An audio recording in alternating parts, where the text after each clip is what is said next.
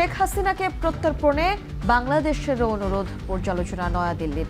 আইনি ও বিচারিক প্রক্রিয়ার আলোকে করা হবে বিবেচনা।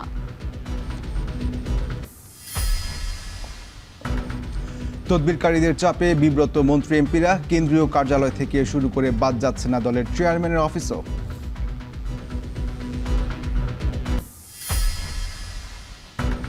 চট্টগ্রামে চোখ রাঙাচ্ছে ডেঙ্গু। নগরীর 8টি ওয়ার্ড উচ্চ ঝুঁকিপূর্ণ। মাত্র 2.5 মাসের ব্যবধানে আক্রান্ত রোগী বেড়েছে 4 গুণের বেশি।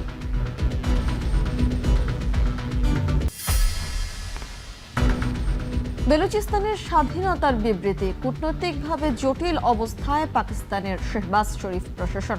ফায়দা নিতে পারে নয়াদিল্লি।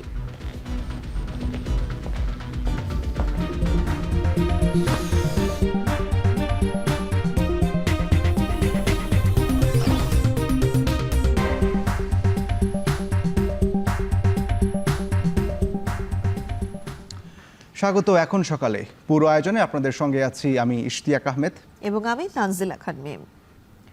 আইনগত প্রক্রিয়ার আলোকে শেখ হাসিনাকে প্রত্যর্পণের অনুরোধ নয়াদিল্লি খতিয়ে দেখছে বলে জানিয়েছেন ভারতের পররাষ্ট্র দপ্তরের মুখপাত্র রণধীর জয়সওয়াল। শুক্রবার নয়াদিল্লিতে পররাষ্ট্র দপ্তরের সাপ্তাহিক ব্রিফিংয়ে সাংবাদিকদের প্রশ্নের জবাবে একথা জানান তিনি। This request, as we have said earlier as well, is under examination, and the request is being taken into consideration, giving the legalities that are involved and judicial processes that are involved. 17 বছর পর BNP নেতৃত্বাধীন সরকার গঠনের পর তদবিরকারীদের জন্য বিব্রতকর পরিস্থিতিতে পড়ছেন মন্ত্রী এমপিরা। তাদের বাড়ি, অফিস ও দলের কেন্দ্রীয় কার্যালয় থেকে শুরু করে চেয়ারম্যানের গুলশান কার্যালয়ে সকাল থেকে রাত পর্যন্ত থাকে তদবিরকারীদের পদচারণা। তবে কোনো জনপ্রতিনিধি বিষয়টি স্বাভাবিকভাবেই দেখছেন। বিস্তারিত জিনাত জান কবিরের প্রতিবেদনে। চাকরি, বদলি, পদোন্নতি, বাণিজ্য, এলাকার রাস্তাঘাটের উন্নয়ন সহ হত্যার দ্রুত বিচার দাবিতে প্রতিদিনই ভিড় করছেন তদবিরকারীরা। রাজনৈতিক দলের নেতাকর্মী, ব্যবসায়ী, ঠিকাদার, এলাকাবাসী ও আত্মীয় স্বজনরা মূলত বেশি আসেন মন্ত্রী এমপিদের কাছে। তবে তদবির নয়, সরকার সব ক্ষেত্রে মেধার গুরুত্ব দেবে বলে এক অনুষ্ঠানে জানিয়েছেন বিএনপির মহাসচিব ও স্থানীয় সরকার মন্ত্রী মির্জা ফখরুল ইসলাম আলমগীর। তদবিরের কারণে চাপ বাড়ছে শিক্ষা, স্বাস্থ্য, স্বরাষ্ট্র মন্ত্রণালয় সহ একাধিক গুরুত্বপূর্ণ মন্ত্রণালয়ে। মোহাম্মদ রেজাউল হোসেন আদরের কথাই ধরা যাক। তিনি এসেছেন শরীয়তপুর থেকে বিএনপির কেন্দ্রীয় কার্যালয়ে বাবা সহ পরিবারের 6 জনের হত্যাকারীদের বিচারের দাবি নিয়ে। আমাদের 65 একর জমি জবরদখল করে রেখেছেন ভূমিদস্যুরা এবং আমার বাবা এবং আমার দাদাকে হত্যা করেছেন। আমি মাননীয় প্রধানমন্ত্রীর কাছে আমার একটি আর্জি, যেন তাদেরকে আইনের মাধ্যমে আইনের আওতায় এনে উপযুক্ত শাস্তি প্রদান করা হয়। বিদ্যুৎ জ্বালানি মন্ত্রী ইকবাল হাসান মাহমুদ টুকু জানান, আবদারের ধরন বুঝে তিনি প্রয়োজন মেটান। তাৎক্ষণিক চাহিদা মেটানোর দরকার মনে করলে নিজের পকেটের টাকা দিয়ে সমস্যার সমাধান করেন। যেগুলো আবদার করে সেগুলো তৎক্ষণাৎই করতে হয়, তখনই না করলে 1 ঘন্টা পরে 2 ঘন্টা পরে করতে হয়। আবদার করে কারো ছেলে ভর্তি হতে পারছে না, টাকা দরকার। আবদার করে কারো চিকিৎসার টাকা নাই, টাকা দরকার। কেউ ডায়ালিসিস করবে, তার টাকা নাই, টাকা চাচ্ছে। বেশিরভাগ যেটা আমরা সরকার থেকে পাই ঐচ্ছিক তহবিল, সেটা তো যথেষ্ট না। সেই ঐচ্ছিক তহবিলের সাথে আমাদেরও নিজেদের টাকা দিতে হয়, আর এটা প্রতি মাসে অনেক টাকাই দিতে হয় আমাদের। কর্মীদের কথা শোনা ও অভাব অভিযোগ আমলে নেওয়া রাজনৈতিক দলের নেতা ও জনপ্রতিনিধিদের কাজের একটি অংশ বলে মন্তব্য করেন প্রধানমন্ত্রীর রাজনৈতিক উপদেষ্টা রুহুল কবির রিজভী। সেটা যাতে প্রকৃত শাস্তি হয়। যে কিছুক্ষণ আগে একটা ছেলের ব্যাপারে পটুয়াখালীর পিপিকে বললাম, তার ভাইকে হত্যা করেছে যুবলীগ ছাত্রলীগ। তো হত্যা করার পরও এখনও মামলাটা চলছে। আমাদের স্থানীয় যারা আইনজীবী আছে তারাও করছেন, বিষয়টা দেখছেন। তো আমি তারপরেও যিনি ওখানকার আমাদের সেক্রেটারি পার্টির অ্যাডভোকেট টোটন সাহেব, ওনাকে বলে দিলাম যে তারা এটা একটু ত্বরান্বিত করুন। দেখুন, ওই সময় তো ভাই মারা গেছে ছাত্রদল নেতা এই কারণে, কিন্তু বিচারও পেত না। এখন কমপক্ষে তারা বিচার পায়। এইভাবে প্রতিনিয়ত বলি, এবং এটা তো আমাদের এই কাজগুলো করা উচিত, বলা উচিত। তবে তদবির ও আবদারের কারণে কখনো কখনো অস্বস্তির মধ্যে পড়েন মন্ত্রী এমপিরা। জিনাত জান কবির, এখন, ঢাকা। চট্টগ্রামে বাড়ছে ডেঙ্গু আক্রান্তের সংখ্যা। সাধারণ উপসর্গের পাশাপাশি শক সিনড্রোম নিয়েও আক্রান্ত হচ্ছেন কেউ কেউ। এরই মধ্যে নগরীর 8টি ওয়ার্ডকে ডেঙ্গুর উচ্চ ঝুঁকিপূর্ণ হিসেবে চিহ্নিত করেছে স্বাস্থ্য বিভাগ। আগামী 5 মাস রোগী আরও বাড়তে পারে বলেও সতর্কতা জারি করা হয়েছে। দেখুন শোয়েব রহমানের প্রতিবেদন। বর্ষার শুরুতেই চট্টগ্রামে চোখ রাঙাচ্ছে ডেঙ্গু। মাত্র 2.5 মাসের ব্যবধানে জেলায় ডেঙ্গু আক্রান্ত রোগী বেড়েছে 4 গুণের বেশি। মে মাসে যেখানে আক্রান্তের সংখ্যা ছিল 37, সেখানে চলতি মাসের অর্ধেকটা সময়ে আক্রান্ত ছাড়িয়েছে 174। পরিসংখ্যান বলছে গেল বছর ডেঙ্গু আক্রান্তের সংখ্যা ছিল 4,864 জন। ওই বছর ডেঙ্গুতে মৃত্যুবরণ করেন 27 জন। ডেঙ্গুতে সবচেয়ে বেশি মৃত্যু দেখা যায় 2023 সালে। ওই বছর আক্রান্ত ছাড়িয়েছিল 14,087 জন। চলতি বছর জুলাইয়ের 14 তারিখ পর্যন্ত মোট আক্রান্ত 472। একই সময়ে মৃত্যু হয়েছে 2 জনের। চিকিৎসকরা বলছেন অধিকাংশ রোগী জ্বর, শরীর ব্যথা, দুর্বলতা নিয়ে ভর্তি হচ্ছেন। এছাড়াও কেউ কেউ শক সিনড্রোম যেমন রক্তক্ষরণ, লো প্রেশার, ডায়রিয়া নিয়ে আসছেন। উপসর্গ দেখে তাদের চিকিৎসা চলছে। তো ডেঙ্গু এবং মিজেলস যেহেতু দুটাই ভাইরাস জনিত রোগ, দুটাতেই জ্বর নিয়ে শুরু হয়। অনেক ক্ষেত্রে আসলে আলাদা করা মুশকিল হতে পারে। ডেঙ্গুতেও কিন্তু র্যাশ দেখা যায়, যেটা পুরো শরীরে ছড়িয়ে পড়তে পারে। গেল মাসে চট্টগ্রামে বিশেষ জরিপ করে চট্টগ্রামের স্বাস্থ্য বিভাগ। এতে নগরীতে 8টি ওয়ার্ডকে অতি ঝুঁকিপূর্ণ হিসেবে চিহ্নিত করা হয়। ওইসব এলাকার বাসাবাড়িতে এডিস মশার লার্ভা যেমন বেশি পাওয়া গেছে, তেমনি আক্রান্তের সংখ্যাও বেশি। মোবাইল কোড করে মানুষকে সতর্ক করা বা মানুষকে যাতে জরিমানা আনা যায় সেই আমরা ব্যবস্থা নিচ্ছি। তবে আমরা প্রাথমিক পর্যায়ে আমরা মানুষকে স্বাস্থ্য শিক্ষা দিচ্ছি, লিপি বিতরণ করছি এবং হটস্পটগুলোতে বেশি বেশি করে ওষুধ ছেটানোর জন্য আমরা পরামর্শ দিচ্ছি। এমন অবস্থায় স্বাস্থ্যকর্মীদের বিশেষ প্রশিক্ষণ, হাসপাতালগুলোতে ডেঙ্গু ওয়ার্ড বা কর্নার স্থাপন সহ বিশেষ প্রস্তুতির কথা জানাচ্ছে চট্টগ্রামের স্বাস্থ্য বিভাগ। হাসপাতালগুলোতে পর্যাপ্ত ডেঙ্গু কিটস আমরা রেখেছি এবং আমাদের ডেঙ্গু চিকিৎসায় যে আইভি ফ্লুইডগুলো ব্যবহৃত হয় সেগুলো আমরা মজুদ করেছি। পাশাপাশি বিভিন্ন হাসপাতালে ডেঙ্গু ওয়ার্ড খোলা হয়েছে। প্রতি বছর জুন থেকে নভেম্বর পর্যন্ত ডেঙ্গু সংক্রমণের হার বেশি থাকে। পুরো বছরের আক্রান্তের 80 থেকে 90% এই সময়টায় আক্রান্ত হন। শোয়েব রহমান, এখন, চট্টগ্রাম। পৃথিবীর প্রাচীন পাতাঝরা অরণ্য মধুপুরের শালবন বনের ভেতর দিয়ে চলে গেছে টাঙ্গাইল ময়মনসিংহ মহাসড়ক। বনের প্রাণীরা তাদের খাবারের খোঁজে সড়ক পারাপার হয় প্রতিদিন। এতে যানবাহনের চাকায় পিষ্ট হয়ে আহত হওয়ার পাশাপাশি প্রাণ হারায় বহু প্রাণী। এমন পরিস্থিতিতে বন্যপ্রাণী পারাপারের বনের কয়েকটি স্থানে 5টি রোপওয়ে বা ঝুলন্ত সেতু তৈরি করে দিয়েছে বন বিভাগ। আরও জানাচ্ছেন ইমতিয়াজ আহমেদ। আষাঢ়ের আকাশে তখনও সূর্যকে ঢেকে দেয়া মেঘের যত লুকোচুরি। তেপান্তর জুড়ে এই গাঢ় সবুজ পৃথিবীর প্রাচীন ফুসফুস যেন টাঙ্গাইলের মধুপুর শালবন। এই গড়ের উৎপত্তি সম্ভবত মায়োসিন সময়কালে। মোট বিস্তার ৪৫,৫৬৫ একর হলেও নির্বিচারে বন বিনাশে বর্তমানে বনটির আয়তন এসে টিকেছে মাত্র ১০,৫০০ একরে। এতে করে মারাত্মক ঝুঁকিতে বনাঞ্চলের জীববৈচিত্র্য। একসময়ের প্রাকৃতিক জৌলুসে ভরা এই অরণ্য এখন উপুসের জনারণ্য। ক্ষুধার জ্বালায় কঙ্কালসার বানর শাবকেরা এভাবেই তপ্ত রোদে নেমে আসে পিচগলা মহাসড়কে। শুকনো কাঠখড়ি কিংবা বিভিন্ন গাছের পাতার রসটুকু খেয়ে কোনো মতে সচল রাখছে তাদের জন্মসার পাকস্থলী। জীবনের ঝুঁকি নিয়ে নিত্যদিন খাবারের আশায় আশ্রয় তাই ময়মনসিংহ টাঙ্গাইল মহাসড়কের 9 কিলোমিটারের এই মহাসড়ক। গেল মাস 4 আগে এই বানর শাবকটি রাস্তা পারাপারের সময় ট্রাকের চাকায় মারাত্মক আহত হয়ে হারাতে হয় একটি পা। সেই থেকে দলছুট এই বানরটি একাই মহাসড়কে। এর তার কাছ থেকে খাবার চেয়ে একরকম বেঁচে আছে। মূলত সড়ক পারাপার হতে গিয়ে যানবাহনের চাকায় পিষ্ট হয়ে বন্যপ্রাণীরা শুধু আহতই হয় না, প্রাণও হারাতে হয় অহরহ। এমন পরিস্থিতি দেখে সংশ্লিষ্ট বন বিভাগ তাদের শালবন পুনরুদ্ধার প্রকল্পের মাধ্যমে বানর, হনুমান, বনমোরগ, মেছো বিড়াল, গন্ধকুকুর সহ বিভিন্ন প্রাণী নির্বিঘ্নে সড়ক পারাপার হতে পারে। সেজন্যই বনের কয়েকটি স্থানে 5টি রোপওয়ে বা উড়াল সেতু তৈরি করে দিয়েছে, যা ইতিমধ্যেই নজর কেড়েছে স্থানীয় সহ পর্যটকদের। সড়ক পারাপারের সময় রোপওয়েতে লাফালাফি করতে দেখা গেছে বানরদেরও। অনেক আগেই বিলীন হয়েছে পৃথিবীর অন্যতম প্রাচীন পাতাঝরা অরণ্য মধুপুর শালবনের প্রাকৃতিক সৌন্দর্য। কমে এসেছে বনভূমি, সেই সাথে বিনষ্ট হয়েছে বহু প্রজাতির বন্যপ্রাণী। তবে এখনও বনের সৌন্দর্য টিকিয়ে রাখতে যে বন্যপ্রাণীগুলো ঘুরে বেড়াচ্ছে তাদের মধ্যে বানর শাবক, বনময়ূর, বনমুরগ সহ বিভিন্ন প্রজাতির বন্যপ্রাণী রয়েছে, যাদের বেশিরভাগই খাদ্যের জন্য ছুটে আসে ময়মনসিংহ টাঙ্গাইলের এই মহাসড়কে। বিভিন্ন সময় গাড়ির চাকায় পৃষ্ঠ হয়ে অনেক বানরই মৃত্যুবরণ করে। বন বিভাগ সাম্প্রতিক সময়ে 5টি এইভাবে রূপে ঝুলন্ত ব্রিজ নির্মাণ করেছেন, যার ফলে বন্যপ্রাণী সুরক্ষার পাশাপাশি বন্যপ্রাণী পারাপারে সহায়তা করছে, যেটিকে সাধুবাদ জানাচ্ছে পর্যটক থেকে শুরু করে স্থানীয়রা।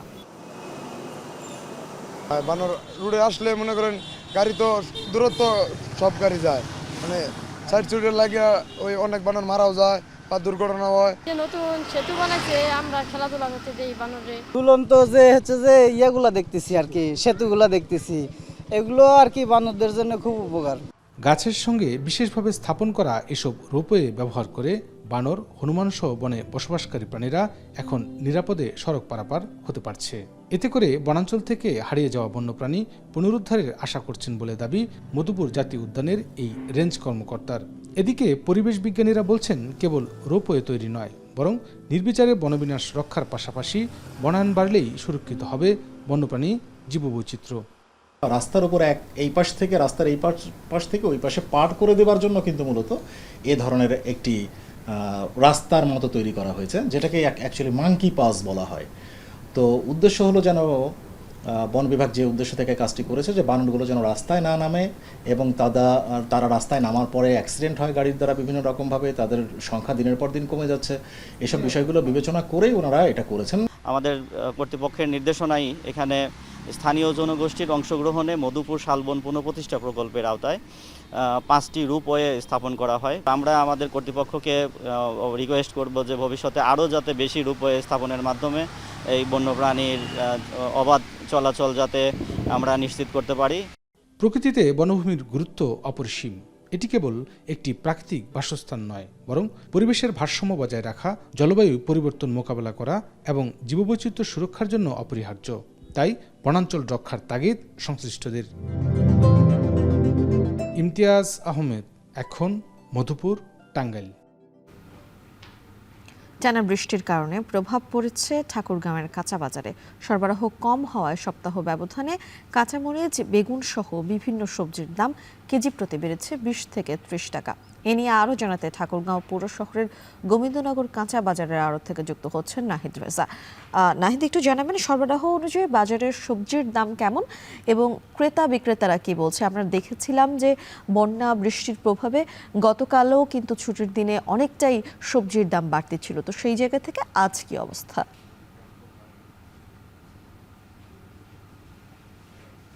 আমি এখন যেখানে রয়েছে এটি ঠাকুরগাঁও পৌর শহরের গোবিন্দনগরের কাঁচা বাজার আড়ত, যে ঠাকুরগাঁও শহরে সব থেকে বড় আড়ত বলা হয় এটিকে। কেননা এখানে ঠাকুরগাঁও যারা যেসব কৃষক রয়েছেন তারা কিন্তু তাদের যে উৎপাদিত ফসল সেগুলো এখানে এসে বিক্রি করেন। আপনি যেমনটি বলছিলেন যে গেল কয়েকদিনে টানা বৃষ্টির কথা, সেই বৃষ্টির প্রভাব কিন্তু আমরা ঠাকুরগাঁও লক্ষ্য করেছিলাম। আমরা লক্ষ্য করেছি গেল কয়েকদিনে টানা বৃষ্টির কারণে ঠাকুরগাঁও যেসব সবজিগুলো রয়েছে সেই সবজির সরবরাহ কিছুটা কম থাকার কারণে কিন্তু এখানে বাজারে যে সবজির দাম সেটি অনেকটাই বৃদ্ধি পেয়েছে। আমি আপনাকে যদি আজকে বাজারে কিছুটা কথা আপনাকে আমি জানিয়ে রাখি যে গেল এক সপ্তাহের ব্যবধানে ঠাকুরগাঁয়ে বেশ কিছু সবজির দাম কিন্তু বেড়েছে এবং আজকের যদি আপনাকে বলি বেগুন এখানে বিক্রি হচ্ছে 40 থেকে 50 টাকা কেজি দরে, যেটি সপ্তাহখানেক আগেও কিন্তু 25 থেকে 30 টাকা বিক্রি হয়েছে। পটল বিক্রি হচ্ছে 30 থেকে 40 টাকা, কায়তা 25 থেকে 30 টাকা, ভাতকল্লা বিক্রি হচ্ছে 40 থেকে 45 টাকা, যেটি কিছুদিন আগেও কিন্তু আমরা লক্ষ্য করছি 30 টাকা করে কেজি দরে বিক্রি হয়েছে। এছাড়া কাঁচা মরিচের কথা যদি আপনাকে আমি বলি সেটি অনেকটাই বেশি বৃদ্ধি পেয়েছে, যেটি 50 থেকে 60 টাকা বিক্রি হতো সেটি আজকে বাজারে 130 টাকা কেজি দরে বিক্রি হচ্ছে। এছাড়া করলা বিক্রি হচ্ছে আপনার 40 টাকা কেজি দরে এবং আমরা লাউ থেকে শুরু করে লাউ, ঝিঙ্গা, অন্যান্য যেসব এই সবজিগুলো রয়েছে সে প্রতিটি সবজির দামই কিন্তু আমরা লক্ষ্য করেছি এগুলো কিন্তু অনেকটাই কিন্তু বৃদ্ধি পেয়েছে এবং আমি এখানে ক্রেতা বিক্রেতা উভয়ের সঙ্গেই কিন্তু কথা বলেছিলাম তারা যে বিষয়টি বলছেন যে যেহেতু এখানে সবজির বাজারে সরবরাহ কিছুটা কম থাকার কারণে কিন্তু এখানে প্রতিটি সবজির দামই 20 থেকে 30 টাকা কেজি দরে কিন্তু বৃদ্ধি পেয়েছে। আমরা এখানকার যেহেতু আজকে এখনো কিন্তু বৃষ্টি হচ্ছে গুড়ি গুড়ি বৃষ্টি সকাল থেকে আমরা লক্ষ্য করেছিলাম সেই তুলনায় ক্রেতার উপস্থিতি অনেকটাই কম ছিল। তারপরেও যারা এখানে এসেছেন আমরা তাদের সাথে কথা বলেছি তারা যে বিষয়টি বলছেন যে এই বৃষ্টির প্রভাব দেখিয়ে ব্যবসায়ীরা যেটি বলছেন যে প্রতিটি সবজির দামই অনেকটাই বৃদ্ধি পেয়েছে এটি তাদের জন্য অনেকটাই অস্বস্তিকর একটি কারণ হয়ে দাঁড়িয়েছে কারণ নিম্নবিত্ত যেসব মানুষ রয়েছেন তারা এখানে আসেন সবজি ক্রয়ের জন্য তাদের জন্য অনেকটা নাভিশ্বাসের মতো অবস্থা হয়ে দাঁড়িয়েছে। অপরদিকে যারা ব্যবসায়ী রয়েছে আমরা বিশেষ করে ব্যবসায়ীদের সঙ্গে কথা বলেছিলাম তারা যেটি বলছেন সবজির দাম বাড়ার কারণ হিসেবে তারা দেখছেন যে যেহেতু এখানে কয়েকদিন থেকেই টানা বৃষ্টি হচ্ছে বৃষ্টিপাতের কারণে তারা বলছেন যে এখানে সবজির যে সরবরাহ সেটি অনেকটাই কম রয়েছে।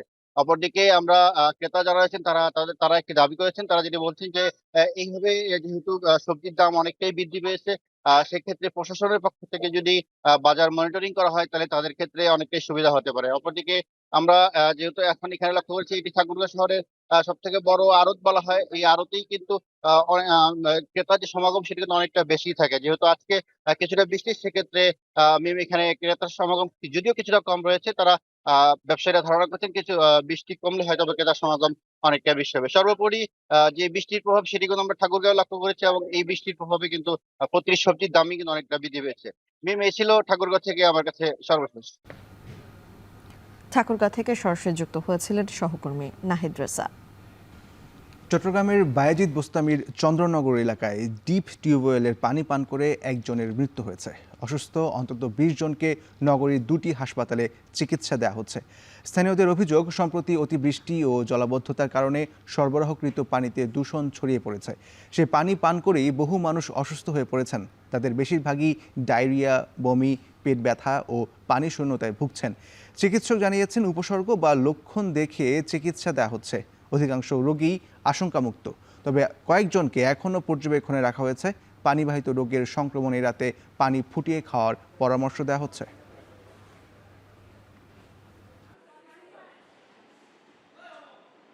ওই স্পেসিফিক এরিয়াগুলো থেকে কিছু রোগী আসতেছে যেগুলো একেবারে ডায়রিয়া, ভমিটিং, তারপর হচ্ছে আপনার শকের ফিসার নিয়ে এখানে আসতেছে, অর্থাৎ সিভিয়ার ডিহাইড্রেশন নিয়ে এখানে আমাদের এখানে আসতেছে। তো আমাদের এখন পর্যন্ত ফিমেল সাইডে আপনার 6টা পেশেন্ট আছে এখন। তারপর হচ্ছে মেল সাইডে 3 জন ছিল, একজন ডিসচার্জ হয়ে গেছে, ভালো হয়ে গেছে। আর বাকি যেগুলো আছে এগুলো এখন স্টেবল আছে। শক নিয়ে আসছিল, এখন মোটামুটি ইমপ্রুভ করে গেছে আর কি। দেশের দক্ষিণের বিচ্ছিন্ন দ্বীপ উপজেলা নোয়াখালীর হাতিয়া দীর্ঘদিন ঝুঁকি নিয়ে নৌকা ও স্পিড বোটে মানুষ পারাপার হলেও নোয়াখালী হাতিয়া রুটে ফেরি চালুর মাধ্যমে খুলেছে সম্ভাবনার দুয়ার। তবে অপরিকল্পিত ফেরিঘাট নির্মাণে সামান্য জোয়ারেই ভোগান্তিতে পড়তে হয় যাত্রীদের। দুর্ভোগে ফেরি রাখার জন্য নেই নিরাপদ জোন। নোয়াখালী থেকে নাসিম শুভর প্রতিবেদনে দেখুন বিস্তারিত। 2000 বর্গ কিলোমিটার আয়তনের জনপদ হাতিয়ায় 7.5 লাখ মানুষের বসবাস। এই জনপদের চারপাশে মেঘনা নদী আর বঙ্গোপসাগরের অথই জলরাশি। দেশের মূল ভূখণ্ডের সাথে যোগাযোগের একমাত্র মাধ্যম নৌপথ। দীর্ঘকাল ধরে নৌকা ও স্পিডবোটে পারাপার হতো দ্বীপবাসী। চলতি বছরের জানুয়ারি মাসে চেয়ারম্যান ঘাট নলচিরা রুটে চালু হয় ফেরি সার্ভিস। তবে অপরিকল্পিত ফেরিঘাট নির্মাণে সামান্য জোয়ারে দুর্ভোগে পড়তে হয় যাত্রীদের। নেই ফেরিতে ওঠার আলাদা সড়কও। যে রাস্তাটা আছে এখানে অনেক জলবদ্ধ পানি উঠে যায়। আমার যে রাস্তা এটা কিন্তু তেমন একটা সুবিধা না, যানজট বাজে। আর একটু উঁচা করে করতো, পরিকল্পনা অনুযায়ী করতো, তাহলে মনে হয় যেন একটু ভালো হইতো, আমাদের যাতায়াতের জন্য আরো বেটার হইতো। ফেরি দেওয়া হয়েছে, কষ্ট তো এখনো যাচ্ছে না। সরকার আসছে, এখন যদি উন্নত করে তাহলে ওই দিকের মানুষের জন্য, আমাদের জন্য, সবার জন্য ভালো হয়। সবচেয়ে বেশি ভোগান্তিতে পড়তে হয় গাড়ি চালকদের। প্রতিদিনই অপেক্ষা করতে হয় দীর্ঘ জ্যামে বসে। জোয়ারের সময় পানির উপর দিয়ে ঝুঁকি নিয়ে গাড়ি নিয়ে ফেরিতে উঠতে হয় তাদের। জোয়ার ভাটার সময় যাত্রীকে উঠে নেওয়ার সমস্যা হলে যে ফেরিঘাট পানি পুরি গেছে, মানুষ নামতে ভিজে যায়, তারপরে কষ্ট হয়। এটাই ডাইনে বামে জায়গা লাগে, গাড়ি পার্কিং এর জায়গার প্রয়োজন, ঘাটগুলো রাস্তাটা একটু উন্নত করার প্রয়োজন। উপকূলীয় এই এলাকায় প্রতিবছর 2 থেকে 3 বার আঘাত হানে ঘূর্ণিঝড়, কিন্তু দুর্যোগের সময় ফেরি রাখার নিরাপদ কোনো জোন না থাকায় বড় ধরনের দুর্ঘটনা বা ক্ষয়ক্ষতির আশঙ্কা রয়েছে। আরেকটা যদি হাই ওয়াটার ঘাট করা হয় তাহলে এই যে জোয়ার ভাটার সময় যাত্রী সাধারণ যে অতি দুর্ভোগে পড়ে, অনেক এক কোমর পানি নিয়ে যাত্রী সাধারণ ঘেরামা করে, এটা থেকে পরিত্রাণ পাওয়া যাবে একটা হাই ওয়াটার ঘাট করলে। দ্রুত সময়ের মধ্যে সড়ক সংস্কার, ফেরিঘাট নির্মাণ ও দুর্যোগের কবল থেকে ফেরি রক্ষায় নিরাপদ জোন নির্মাণের দাবি সংশ্লিষ্টদের। এখন নোয়াখালী।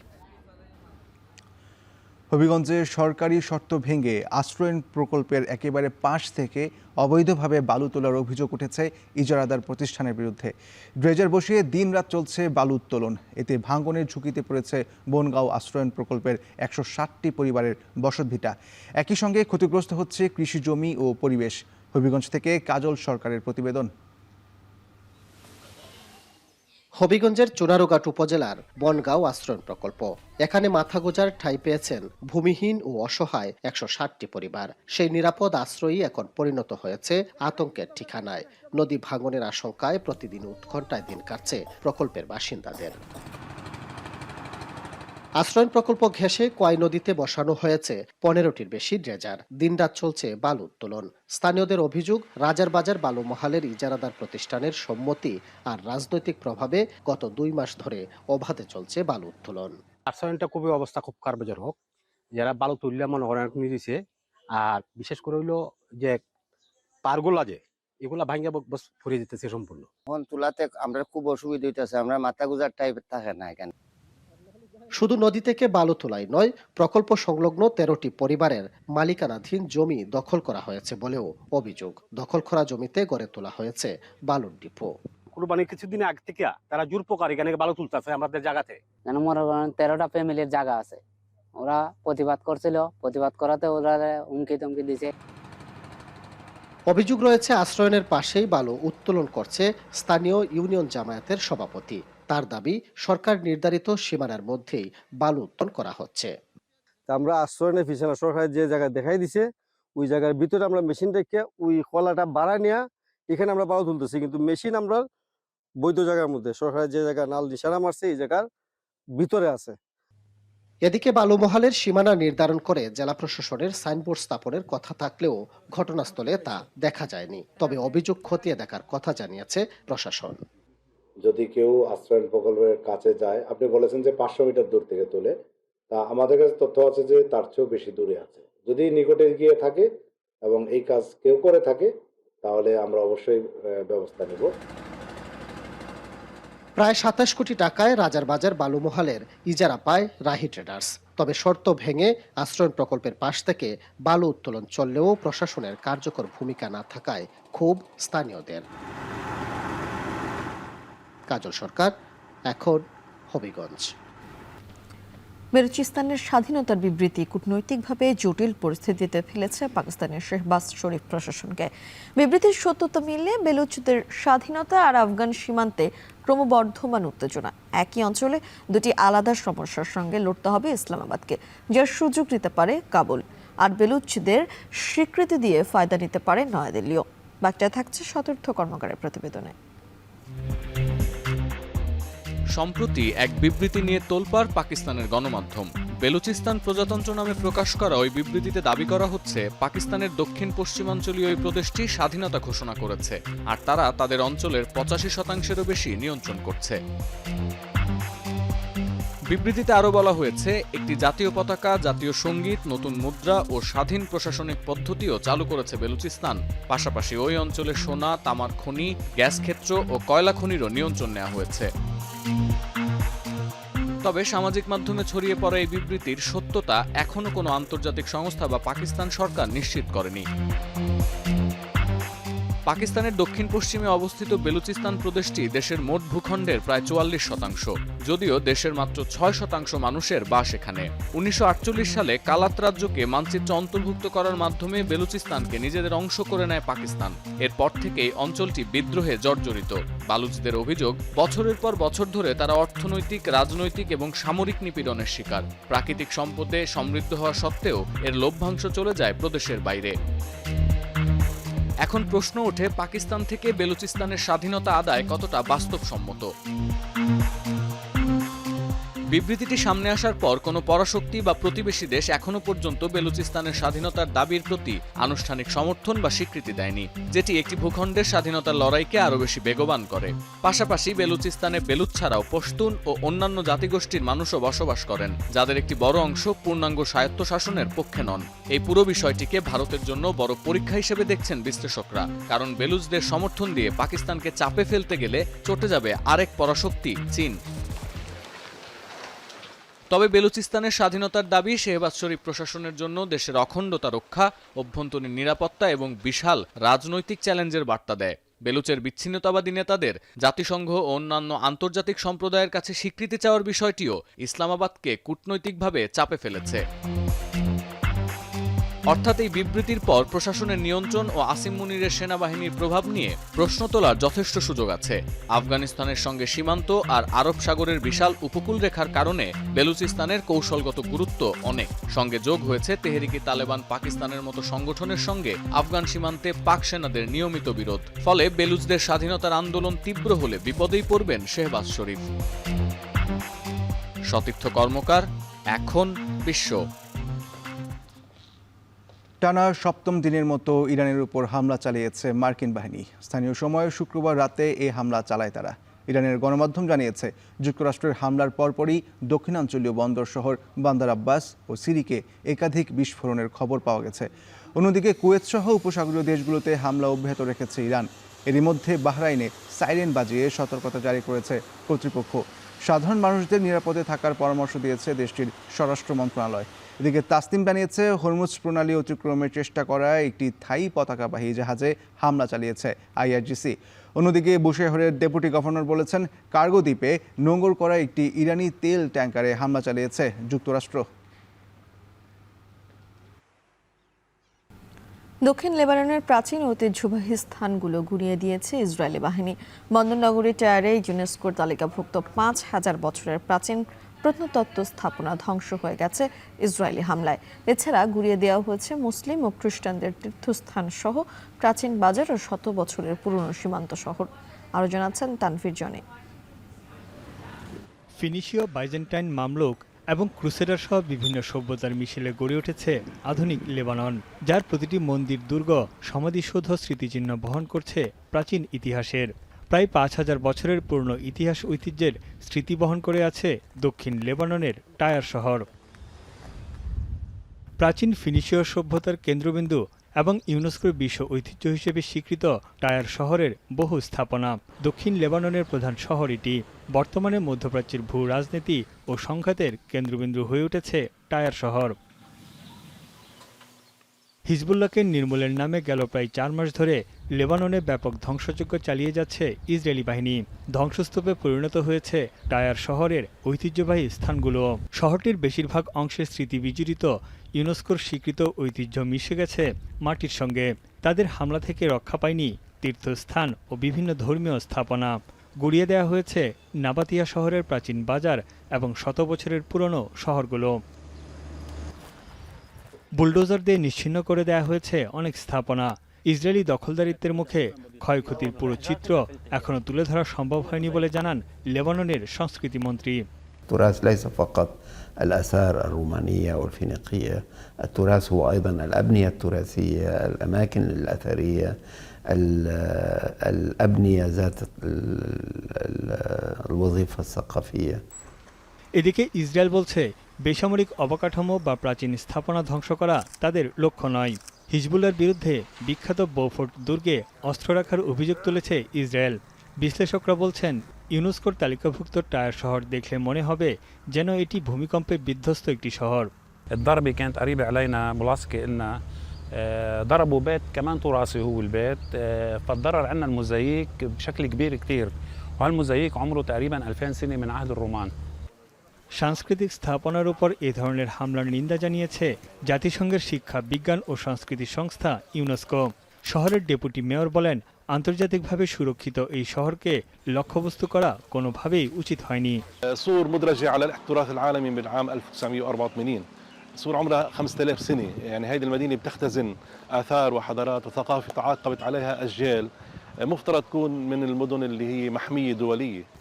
ইসরায়েলি হামলার জেরে বিপন্নপ্রায় বিশ্ব ঐতিহ্যবাহী স্থান হিসেবে টায়ার শহরকে শ্রেণীবদ্ধ করার আবেদন জানিয়েছিল ইউনেস্কো। তবে সেই আবেদন কানে তোলেনি আন্তর্জাতিক সম্প্রদায়। লেবানন সরকারের অভিযোগ, দেশের শত বছরের ইতিহাসকে স্থায়ীভাবে মুছে ফেলতে পরিকল্পিত অভিযানে নেমেছে ইসরায়েল। তানভীর জনি, এখন বিশ্ব। চলতি বছরে প্রকাশিত গ্লোবাল লাইভেবিলিটি ইন্ডেক্সে বিশ্বের শীর্ষ 10 বাসযোগ্য শহরের তালিকায় নেই কানাডার টরন্টো। এবার সূচকে শহরটির অবস্থান 16তম। জীবনযাত্রার ব্যয় বৃদ্ধির কারণে সূচকে পিছিয়ে পড়েছে বলে মনে করছেন শহরটির বাসিন্দারা। দেখুন কানাডা থেকে সৈয়দ ইফতেখারের পাঠানো প্রতিবেদন। দিনের আলোয় পাহাড়, সমুদ্র আর সবুজের মেলবন্ধনে যেন জীবন্ত এক ক্যানভাস ভ্যাঙ্কুভার। ব্যস্ত জনজীবনের মাঝেও প্রকৃতির সান্নিধ্য, পরিচ্ছন্ন পরিবেশ আর স্বস্তির ছোঁয়া শহরটিকে দিয়েছে আলাদা এক পরিচয়। তাই তো শুধু সৌন্দর্যই নয়, জীবনমানের নানা সূচকেও বিশ্বের অন্যতম সেরা শহরের স্বীকৃতি ধরে রেখেছে কানাডার এই নগরী। তবে পশ্চিমের শহর ভ্যাঙ্কুভার জায়গা ধরে রাখলেও পিছিয়ে পড়েছে টরন্টো। শীর্ষ 10-এ নেই কোটি মানুষের জীবন জীবিকার এই প্রাণকেন্দ্র। বিশ্লেষকদের মতে আবাসনের লাগামহীন মূল্য, বাড়ি ভাড়া বৃদ্ধি, স্বাস্থ্যসেবায় দীর্ঘ অপেক্ষা, যানজট এবং দ্রুত জনসংখ্যা বৃদ্ধির কারণে শহরটির বসবাসযোগ্যতার মানে চাপ তৈরি হয়েছে। যারা পরিবার নিয়ে আছেন তাদের জন্য খুব কষ্টদায়ক এখানে থাকার জন্য। $3,000 কামায়, কিন্তু তারা 3,000 থেকে বেশি তাদের মানে খরচ হয়। সুতরাং আমাদের এই সিটিটা হচ্ছে নর্থ আমেরিকার মধ্যে একটা ব্যয়বহুল সিটি। আর যারা কনস্ট্রাকশনে আমরা ছিলাম, বাড়ির দাম হাফ প্রাইস হয়ে গেছে। যে বাড়িগুলি আগে অনেক টাকা ছিল, এগুলি এখন, এবং বাড়ির কষ্ট এখন প্রায় 350 থেকে 450। তবে সূচকে পিছিয়ে পড়ায় টরন্টোর অনেক বাসিন্দার ভাষ্য, এখনও কর্মসংস্থান ও সুযোগের কেন্দ্র হলেও প্রতিদিনের জীবন আগের চেয়ে অনেক বেশি ব্যয়বহুল এবং চাপপূর্ণ হয়ে উঠছে। তাই 16 নম্বরে চলে এসেছে জনপ্রিয় এই শহর। গ্রোসারি থেকে শুরু করে সব কিছু এত পরিমাণ এক্সপেন্সিভ হয়ে গেছে, বাসা ভাড়া থেকে শুরু করে সব কিছু এত এক্সপেন্সিভ হয়ে গেছে, যেটা সাধারণ মানুষের হাতের নাগালের বাইরে। স্বাস্থ্যসেবা কতটা সহজলভ্য, শিক্ষা কতটা মানসম্মত কিংবা অবকাঠামো কতটা কার্যকর, এমন কিছু সূচকের সমন্বয়েই নির্ধারণ করা হয় সেরা শহর। ইকোনমিস্ট ইন্টেলিজেন্স ইউনিটের 2025 সালের গ্লোবাল লিভেবিলিটি ইন্ডেক্সে 173টি শহরের মধ্যে 9ম স্থানে কানাডার ভ্যাঙ্কুভার। স্থিতিশীলতা, উন্নত স্বাস্থ্যসেবা, উচ্চমানের শিক্ষা, কার্যকর অবকাঠামো এবং সংস্কৃতি ও পরিবেশ, প্রায় সব সূচকেই এগিয়ে এই শহর। বিশেষজ্ঞদের মতে সূচক শুধু একটি ক্রম নয়, এটি যে কোনো শহরের সামগ্রিক জীবনমানের প্রতিচ্ছবি। সেই বিবেচনায় ভ্যাঙ্কুভার আবারও নিজেদের অবস্থান শক্ত করতে পেরেছে, আর টরন্টোর জন্য এটি একটি সতর্ক বার্তা। বিশ্বমানের শহর হিসেবে অবস্থান ধরে রাখতে হলে আবাসন, স্বাস্থ্যসেবা এবং অবকাঠামো খাতে আরও কার্যকর উদ্যোগ নেওয়ার দাবি। সৈয়দ ইফতেখার, এখন কানাডা। দাবানলের কারণে যুক্তরাষ্ট্রের উত্তরাঞ্চল ধোঁয়ায় ঢেকে যাওয়ায় কানাডার উপর নতুন করে শুল্ক আরোপের হুমকি দিয়েছেন মার্কিন প্রেসিডেন্ট ডোনাল্ড ট্রাম্প। স্থানীয় সময় শুক্রবার সামাজিক যোগাযোগ মাধ্যমে এক পোস্টেই মন্তব্য করেন তিনি। এতে ট্রাম্প আরও বলেন, কানাডার অবহেলার জন্য নোংরা, দূষিত ও অস্বাস্থ্যকর বাতাসে অকারণে আক্রান্ত হচ্ছে যুক্তরাষ্ট্র। এ বিষয়ে কানাডার প্রধানমন্ত্রী মার্ক কার্নিকে ফোন দিবেন বলেও জানান তিনি। পাশাপাশি দেশটির বিরুদ্ধে তাদের বনজঙ্গল সঠিকভাবে রক্ষণাবেক্ষণ না করারও অভিযোগ করেন ট্রাম্প। তবে মার্কিন প্রেসিডেন্টের শুল্ক আরোপের বিষয়ে কোনো মন্তব্য করেনি কানাডা। এদিকে কানাডিয়ান ওয়েস্টল্যান্ড ফায়ার ইনফরমেশন সিস্টেমের তথ্য অনুযায়ী শেষ খবর পাওয়া পর্যন্ত কানাডায় প্রায় 888টি দাবানল এখনও সক্রিয় এবং এগুলোর অধিকাংশই নিয়ন্ত্রণের বাইরে।